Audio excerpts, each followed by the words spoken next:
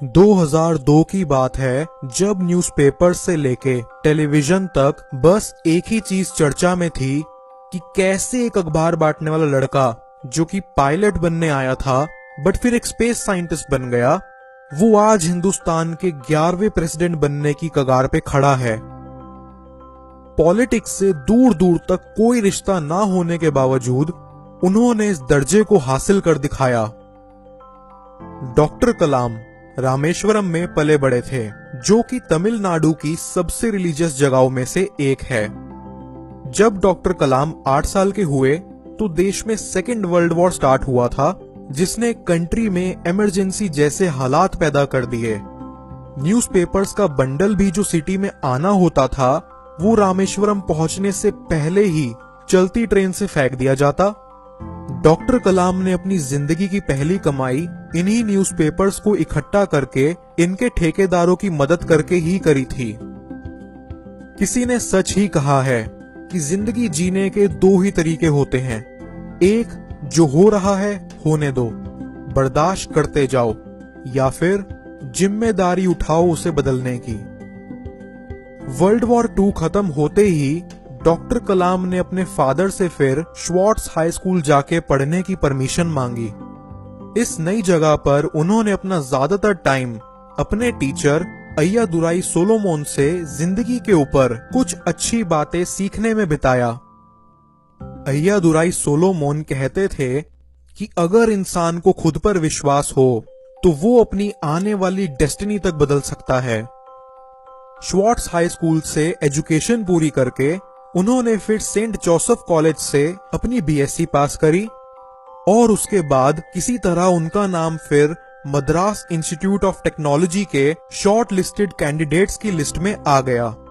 But इस college की fees बड़ी महंगी थी, तो उस वक्त डॉक्टर कलाम की मदर ने अपने सोने के कड़े और चेन बेचकर उनके हाथ में फीस के पैसे थमा दिए। मद्रास इंस्टीट्यूट ऑफ टेक्नोलॉजी में उन्होंने अपनी स्पेशलाइजेशन फॉरेन एरोनॉटिकल इंजीनियरिंग में करी और फिर एज अ ट्रेनी उन्हें हिंदुस्तान एरोनॉटिक्स लिमिटेड में काम करने को भी मिला। HAL से ट्रेनिंग पूरी करके उन्हें आगे 2 अपॉर्चुनिटीज मिली, पहली एयरफोर्स की और दूसरी मिनिस्ट्री ऑफ डिफेंस में directorate of technical development and production की। डॉक्टर कलाम ने दोनों जगह अपनी एप्लीकेशन भेज दी और दोनों जगहों से उन्हें इंटरव्यू के लिए बुलावा आ गया। किसी कारण एयरफोर्स में उनका सिलेक्शन नहीं हो सका और वो बहुत उदास हुए। बट फिर डिफेंस में उन्हें 250 रुपए पर मंथ की सैलरी पर सीनियर साइंटिफिक असिस्टेंट की जॉब मिल गई। 3 साल बाद उन्हें बैंगलोर ट्रांसफर कर दिया गया और उसके 1 साल बाद doctor Kalam the Indian committee for space research में एज अ रॉकेट इंजीनियर की पोस्ट पर जॉब लेते हुए मुंबई चले आए। यहां उन्होंने जी जान से अपना काम करा, जिसकी बदौलत एक समय ऐसा आया जब Indian committee for space research ने उन्हें 6 महीने के लिए नासा भेज दिया रॉकेट लॉन्चिंग की ट्रेनिंग के लिए। यदि आप अपनी ड्यूटी को सैल्यूट करोगे तो आपको किसी भी व्यक्ति को सैल्यूट करने की जरूरत नहीं पड़ेगी, लेकिन यदि आप अपनी ड्यूटी को पॉल्यूट करेंगे तो आपको हर किसी को सैल्यूट करना पड़ेगा। डॉक्टर कलाम के नासा से आने के तुरंत बाद हिंदुस्तान का पहला रॉकेट लॉन्च हुआ, जो कि बेहद कामयाब रहा। उसके कुछ सालों के बाद उन्हें अपने करियर में एक बहुत बड़ी दिक्कत का सामना करना पड़ा, जब उनकी टीम का satellite launch vehicle SLV launch करने के 300 सेकंड के अंदर अंदर ब्लास्ट हो गया और उसका मलबा समुद्र में जा गिरा। वो बहुत निराश हुए, मगर किसी तरह से अपने आप को संभालते हुए उन्होंने इस प्रोजेक्ट पर और रिसर्च करनी चालू कर दी और जब भारत का अगला SLV लॉन्च हुआ तो उसने हर हिंदुस्तानी नागरिक का सर गर्व से ऊंचा कर दिखाया। वो बिना किसी दिक्कत के स्पेस में पहुंच चुका था और उस दिन हिंदुस्तान उन देशों की लिस्ट में जुड़ गया जिसके पास सैटेलाइट लॉन्च करने की काबिलियत थी। फिर डॉक्टर कलाम का हिंदुस्तान की पहली मिसाइल लॉन्च करने में भी बहुत बड़ा हाथ रहा।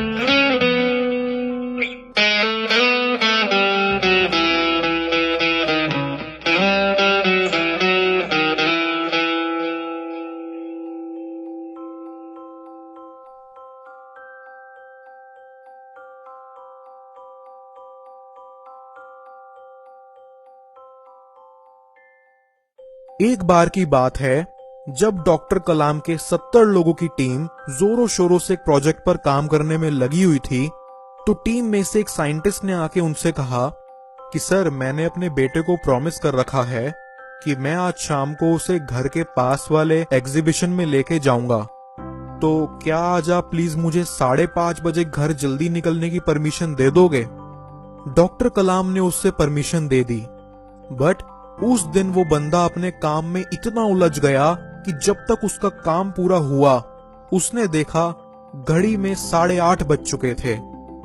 अंदर ही अंदर वो बहुत गिल्टी फील कर रहा था कि आज उसने अपने बच्चे का दिल दुखा दिया होगा। जैसे तैसे जब वो घर पहुंचा तो उसकी वाइफ ने उससे चाय कॉफी पूछी। उसने कहा चाय कॉफी तो ठीक है, बट बच्चे का क्या? उसकी वाइफ बोली, आपको नहीं पता, आज आपके मैनेजर 5:15 बजे आ गए थे और वो बच्चे को एग्जीबिशन दिखाने लेकर गए हुए हैं। तो एक्चुअली हुआ क्या कि डॉक्टर कलाम, जिन्होंने उसे छुट्टी की परमिशन दी थी, वो सुबह से उसे ऑब्जर्व कर रहे थे और 5 बजे के आसपास वो समझ गए कि ये बंदा आज इस काम को छोड़ के घर नहीं जा पाएगा। तो फिर एक बच्चे को दिया हुआ प्रॉमिस बरकरार रखने के लिए वो खुद ही चल पड़े। डॉक्टर कलाम अपनी बातों में अक्सर ये कहा करते थे कि शिखर पर पहुंचने के लिए सामर्थ्य चाहिए, फिर वो चाहे माउंट एवरेस्ट का शिखर हो या आपके करियर का। डॉक्टर कलाम ने रिटायरमेंट के बाद अपना सारा टाइम बस यूथ को एजुकेट करने में लगा दिया। वो जगह जगह जाके गेस्ट लेक्चर्स लेते, अलग अलग प्रोग्राम्स में यूथ से इंटरेक्ट करते और सबको इंस्पायर करने के लिए बुक्स लिखा करते।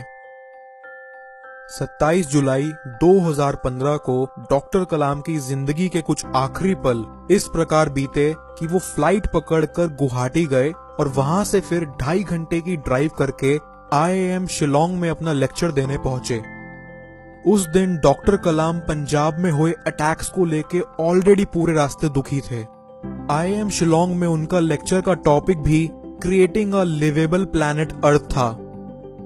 उन्होंने IIM पहुंचने से पहले ही सभी स्टूडेंट्स के लिए एक सरप्राइज असाइनमेंट भी तैयार कर रखा था, जिसमें वो वहां बैठे हर नौजवान से उनके सजेशंस जानना चाहते थे, क्या तरीके हैं जिससे वो आज इस देश की पार्लियामेंट को और प्रोडक्टिव और वाइब्रेंट बना सकते हैं। लेक्चर हॉल में जब वो स्टूडेंट्स के बीच पहुंचे तो माइक की तरफ बढ़ते हुए उन्होंने अपने पीछे बैठे व्यक्ति को बोला, funny guy, are you doing well? और फिर स्टूडेंट्स के बीच अपना लेक्चर देना स्टार्ट कर दिया। 2 मिनट हुए ही थे कि सडनली उन्होंने एक लंबा पॉज लिया। सब उनकी तरफ नजरें गड़ाए बैठे थे और वो एकदम से स्टेज पर गिर पड़े। पीछे से लोगों ने आके उन्हें उठाया और 5 मिनट के अंदर अंदर उन्हें हॉस्पिटल भी पहुंचा दिया गया। बट फिर पता चला कि वो इस दुनिया को छोड़ के हमेशा हमेशा के लिए जा चुके थे। डॉक्टर कलाम से किसी ने बहुत पहले पूछा था कि आपकी क्या इच्छा है कि आपके जाने के बाद लोग आपको किस रूप में याद रखें, एक प्रेसिडेंट, साइंटिस्ट, राइटर या फिर मिसाइल मैन? तो उन्होंने छूटते ही जवाब दिया, एक टीचर। जीवन मिलना ये भाग्य पर निर्भर है, किंतु मृत्यु के बाद भी लोगों के दिलों में जिंदा रहना ये आपके कर्मों पर निर्भर है।